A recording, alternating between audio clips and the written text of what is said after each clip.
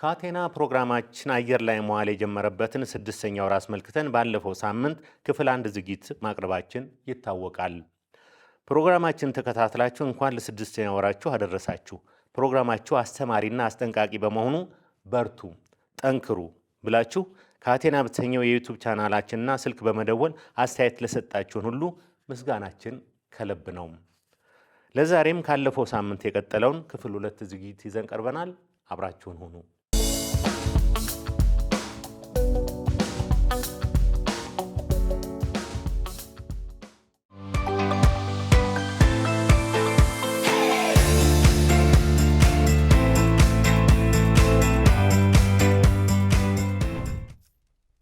በዚህ አጋጣሚ ለክልል ፖሊሶቻችን ሁላቸውም በያሉበት ስራ እየሰሩ ነው። እዚህ ዘመን ላይ እየተደረሰው የህብረተሰቡን ሰላምና ደህንነት እያስጠበቁ ብዙ ልፋት እያደረጉ ነው እዚህ ላይ የተደረሰው። በአንጻራዊ ሁሉም ቦታ ላይ የሰላም አየር ሊነፍስ የቻለው በጸጥታ አካላት ጭምር ነው። ስፔሻሊ በወንጀል ኬዞች ላይ ደግሞ የተለያዩ ቦታዎች ላይ ብዙ ወንጀሎች ይፈጸማሉ። ይለፋሉ ፖሊሶች። ተደበቀ፣ አለቀለት፣ ተደመደመ የተባለውን ወንጀል ፈልፍለው አውጥተው ለአደባባይ ለህግ ቅጣት ያበቃሉ። ነገር ግን እዛው በክልላቸው ውስጥ ቅጣቱ ተወስኖ ፍርዱ ተሰጥቶ ሰውየው እስር ቤት መግባቱ ኦር ዋቴቨር ፍርድ መሰጠቱ አይደለም።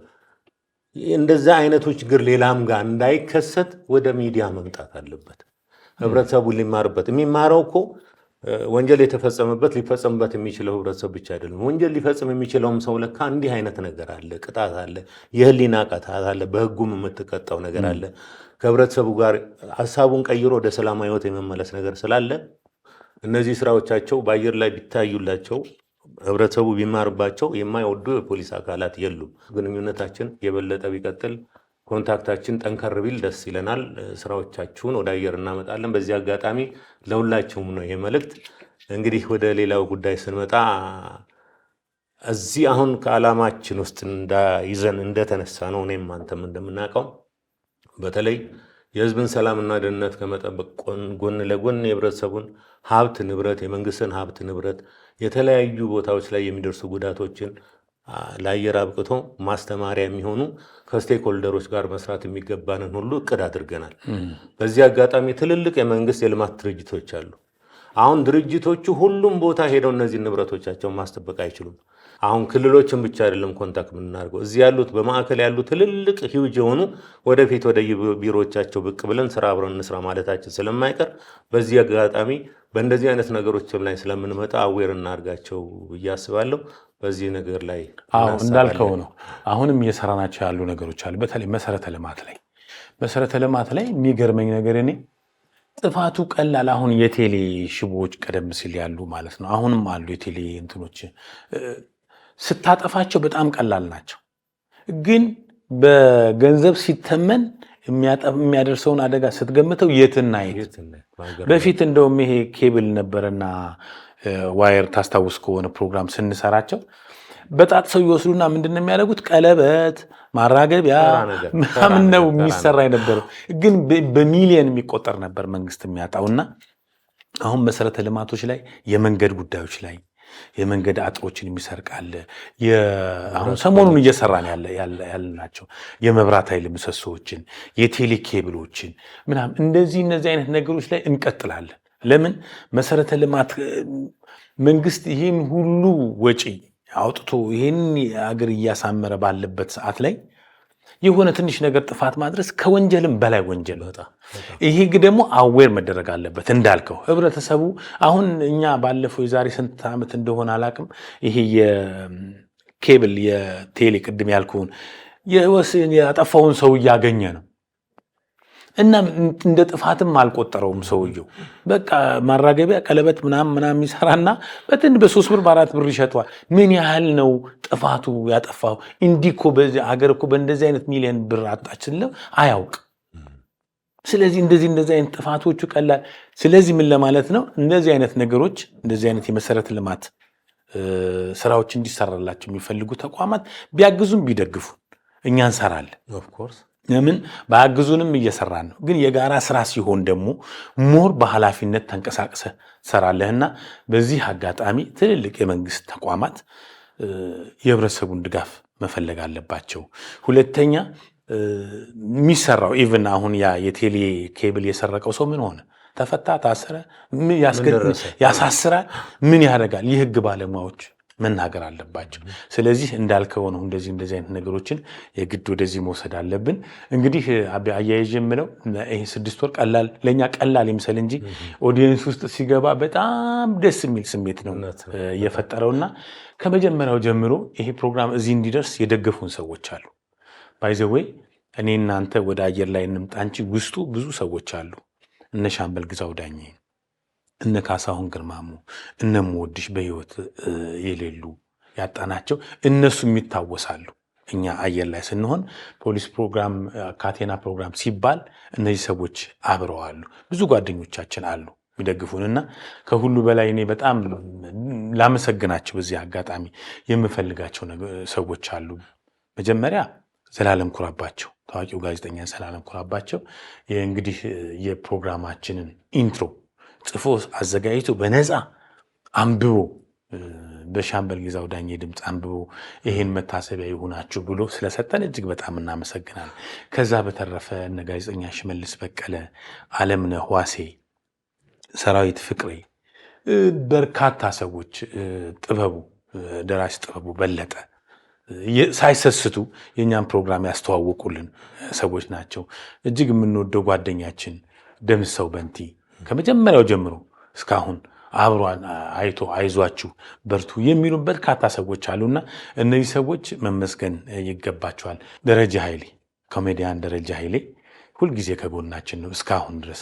ከሁሉ በላይ ደግሞ ቢኒ ምዕራፍ ታስታውስ ከሆነ ከመጀመሪያ ወደ አባይ ቲቪ ከመምጣታችን በፊት ሳምፕሎቹን የፕሮግራሞቹን ሳምፕሎች በጥራት ቀርጾ በነፃ ያለ ምንም ክፍያ ቢኒ ምዕራፍን በዚህ አጋጣሚ ልናመሰግናቸው እንወዳለንና እነዚህ ሰዎች ባይኖሩ አሁን 6 ወር ሰልችቶ ልትወት ይችል ይሆን ነበር። ስለዚህ አሁንም እነሱ ስላሉ በጣም እናመሰግናለን። በዚህ አጋጣሚ አመሰግናለሁ ሰሌ። እንግዲህ በእነዚህ 6 ወራት ውስጥ የሰራናቸውን ስራዎች መለስ ብለን ለመቃኘት ደግሞ አሁን ጊዜውም እድሉም ለተመልካቾቻችንም ማስታወሻ እንዲሆኑ እነሱን ወደ ማየት እንመለሳለን። ከሁሉ በፊት ግን ስራችንን ሲጀምር ታስታውስ እንደሆነ አዲስ ዓመት መግቢያ ላይ ነው እና እንደ ድልም ሆኖ ስራ የጀመርነው በአጭር ጊዜ ውስጥ ነበረ። አባይ በዛ ፕሮግራም ላይ ልምዳችንንም የነበረንም ክሬዲት ያቅ ስለነበረ በበዓል ስራችሁን ጀምሯል፣ የእኛም ፍላጎት ስለነበረ አለን። እኛም ስራ በዓልን አብረን እንስራ፣ ከህዝቡ ጋር አብረን እናክብር ብለን ወደ ሚዲያ የምናመጣቸውን ዝግጅቶች ስንሰበስብ እና ስናዘጋጅ ወደ ፕሮግራም ስናመጣ የሚገርም ነገር የተዋጣለት ነገር አገኘን። ለምሳሌ በዛን ወቅት አዲስ ዓመት ላይ ስንመጣ በዛን ዓመት ውስጥ ሞቅ ያሉ የህብረተሰብ ውስጥ ይዘዋወሩ የነበሩ ጉዳዮች ከነበሩት አንዱ ታዋቂዋ አትሌት ገለቴ ቡርቃ አንዷ የተለየች የክብር እንግዳችን ነበረችና በእሷ ዙሪያ በአየር ላይ የሚናፈሱ በህይወቷ ዙሪያ የነበሩ የተሰሩም ያልተሰሩም የሚገቡም የማይገቡም ነገሮች ይተላለፉ ነበርና ጉዳዩ እሱ ቢሆንም የሰንበት እንግዳችን ለመሆን ፈቃደኛ በመሆኗ መታ ፕሮግራማችን ላይ ታዳሚ ሆና ግን አየር ውስጥ ያለውን ነገር እርግብ ያደረግንበት ስራ ነው የሰራው። እጅግ ደስ የሚል በክብርም በእውቀትም በፍላጎትም የታጀበ በጨዋ ቋንቋ የተገለጸ የእሷም ስሜት አየር ላይ ያለውን ነገር ረጭ የሚያደርግ የፕሮግራሙን ጉልበት የታየበት ስራ ነው እና እንደው እሱን ነገር እንዴት ታስታውሰዋለህ? አቤ በዚህ አጋጣሚ አንተ ልታውቀው ትችላለህ። መስከረም 1ና የኔ ይያያዛል ብዙ ጊዜ። መስከረም 1 ልደቴ ነው ታውቃለህ? እኔ አላውቅም። መስከረም 1 የተወለድኩበት ቀን ብዙ ዕዳ አለብኝ ማለት ነው። ማለት ብዙ ሰው እኛም ቤት ብዙም አይከበርም። ያው በዓል ስለሆነ ብሉ ምን ዝንጥ ብለን ነው የምናከብረውና አንድ ልጅ አለ ጓደኛዬ፣ እሱ ነው ኬክ ይዞ ሲመጣ ልደት መሆኑን የምናውቀውና አንድ እሱ ነው ልደት።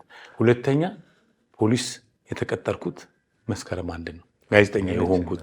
ስለዚህ ብዙ ተያያዥ ነው እና ያም አባይንም ስንጀምር እንግዲህ መስከረም ቆጣጣሽ ነው እና በጣም ደስ የሚል ነበረ።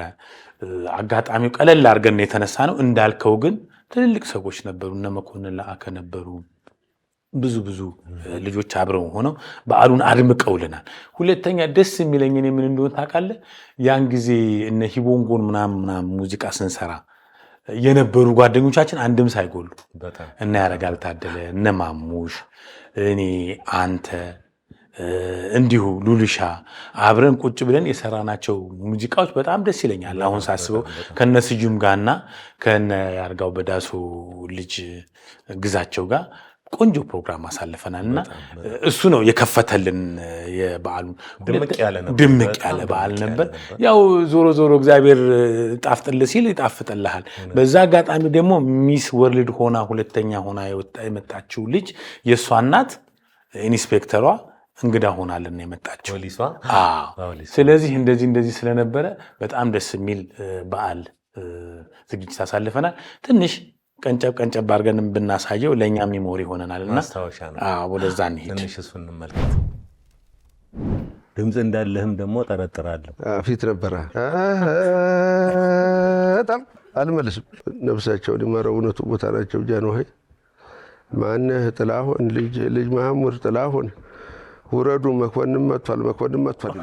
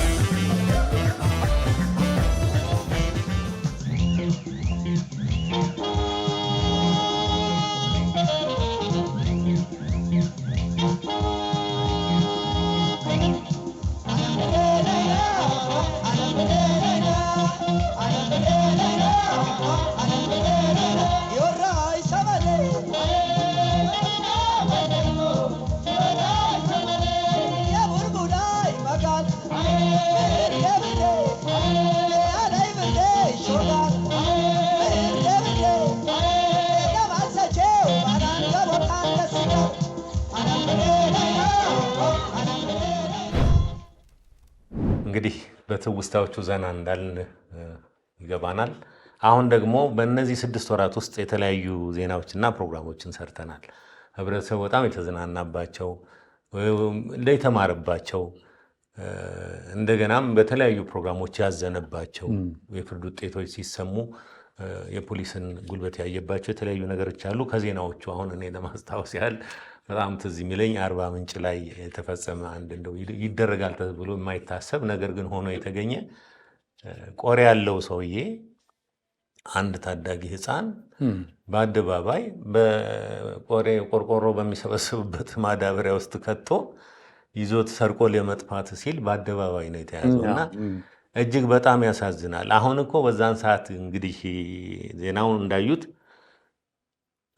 ለህፃኑ ጤንነት ነገ ወስዶ ምን እንደሚያደርገው አልታወቀም። በዛን ሰዓት ግን እዛ እስኪያደርሰው የልጁ ህይወት በጤና ለመድረሱ ዛዳ ማዳበሪያ ውስጥ ታፍኖ ሰው ቶሎ ደርሶለት ህይወቱን ሊያተርፈው ቻለ እንጂ ምንም ያላሰበው ነገር አለ ሞቶስ ቢደርስ አይነት ነገር እና እንዲህ አይነት ነገር በህብረተሰቡ እይታ ነው የተጋለጠውና እንዲህ አይነት አሉ። ለምሳሌ ሌላው ዘና የሚያደርገን ደግሞ ያደረገው ህብረተሰቡን ጭምር ማለት ነው። እኛም ዘና እንልበታለን። አንድ ዝንጀሮ ያደረገው ነገር ነው። ታስታውሳለህ? እርሻ ማሳ ውስጥ ያ ዝንጀሮ ያስቸግራል። ደጋግሞ ሰብል እያጠፋ ሲያስቸግር ሴትዮዋ ወደ እርሻው እየሄደች እንደ ሌላ እንስሳ እንዲሸሻት ድንጋይ ብትወረውር ልምጭ ብታወናጭፍ ምንም ሊሰማት አልቻለም። ትናደድና ተመልሳ ከጎረቤት ያውም ከቤቷ አይደለም ከጎረቤት ጦር ተውሳ ትመጣና አሳዳ ወርውራ ተወገዋለች። አሁን የምጠብቀው ተወጋ፣ ሞተ፣ ወደቀ ነው።